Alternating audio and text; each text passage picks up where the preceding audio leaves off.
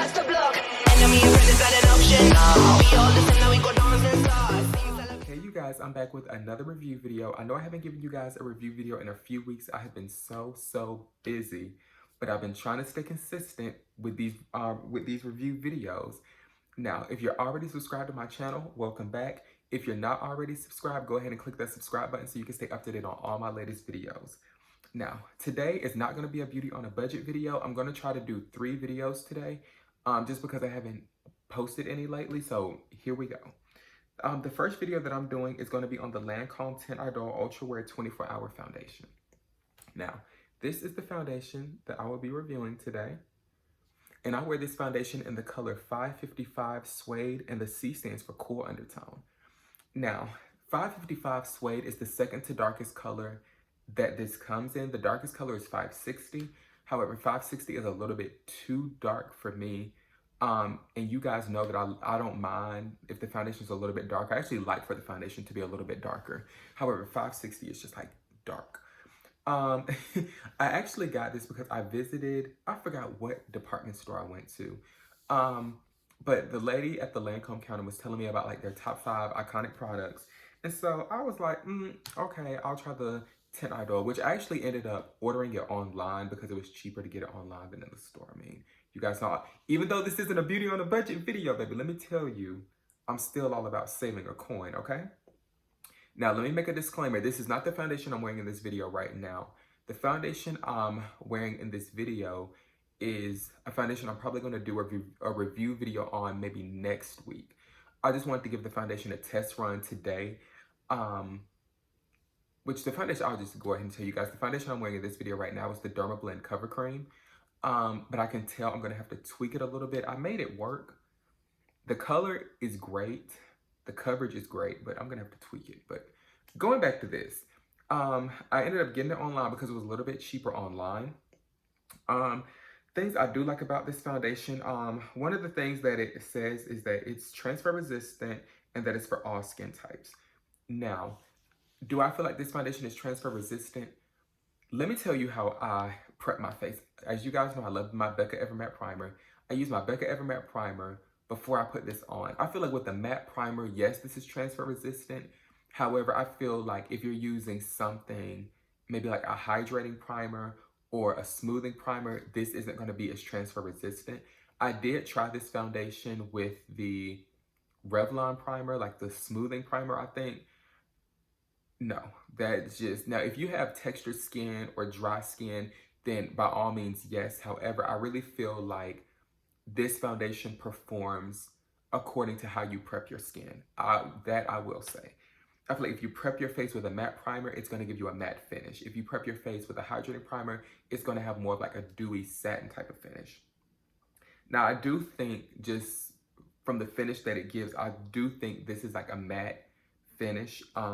But it's not like a dry matte finish. Like to me, like the Dior Forever Skin, I don't like that foundation because even though I like a matte finish, to me that's like dry. It's like, that foundation is dry. It's no matte, that's just dry. This, I feel like, does give a nice finish. I do set it with the powder, and I use my NYX Bear With Me setting spray just to kind of put a little bit of hydration back into the look. But like I said, it's not a really dry matte, but it's not going to be dewy at all unless you prep your face with like a dewy or a hydrating primer. It says it's for all skin types. Like I said, depending on how you prep your face is really how I feel like this foundation is going to perform. And then it says it's wear and comfort, and then transfer resistant free.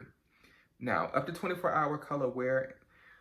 I do feel like this foundation wears for a really long time. I haven't tried to wear it for 24 hours. However, I did wear it for like 12 hours. And the way that the foundation looked when I put it on was the exact same way the foundation looked when I got home. So I will give it that it is a long wearing foundation. This foundation does oxidize. Let me throw that in there. This foundation is going to oxidize.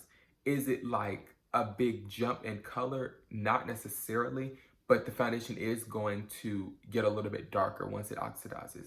Like for me, when I put the 555 on, it's kind of like, even though it says cool undertone, when I put it on, to me the undertone is more warm. However, once it oxidizes, it's truly a cool undertone.